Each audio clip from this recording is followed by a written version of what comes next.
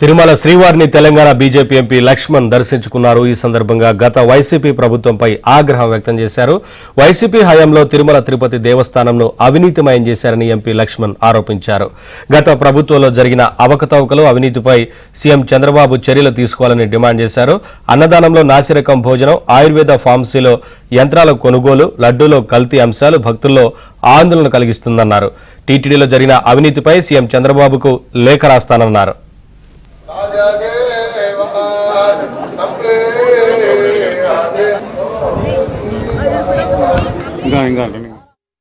గతంలో ఉన్నటువంటి ప్రభుత్వము, గతంలో బోర్డు కూడా అనేకమైనటువంటి అవకతవకలకు, అదే రకంగా మరి ఈ యొక్క పవిత్రమైనటువంటి ఆలయాన్ని కూడా ఏ రకంగా మరి వారు అవినీతిమయం చేశారో ఈరోజు కూడా ప్రజలు, భక్తులు తీవ్ర ఆవేదన వ్యక్తం చేస్తున్నారు.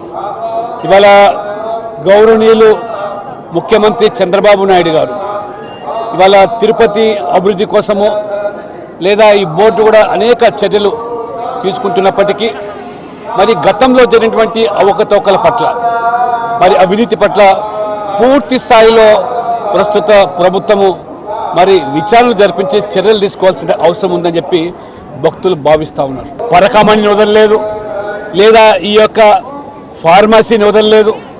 చివరికి అన్నదానం కూడా, అన్నసత్రంలో కూడా గతంలో నేను కూడా మరి ప్రస్తుత బోర్డు సభ్యులు భానుప్రకాష్ రెడ్డి గారు మేము సేవించినప్పుడు అనేక రకాలుగా ఆ రోజు మరి నాసిరకంగా మరి ప్రసాదం వితరణ చేశారు. లడ్డూల్లో జరిగినటువంటి మరి కల్తీ కూడా భక్తులను కలవరపరుస్తున్నది. నేను ముఖ్యమంత్రి గారి గౌరవనీయులు చంద్రబాబు నాయుడు గారికి తప్పకుండా ఒక లేఖ రాస్తాను. గతంలో జరిగినటువంటి ఏ ఒక్క అవినీతి కానీ అవకతవకలు కానీ వదలాల్సిన అవసరం లేదు.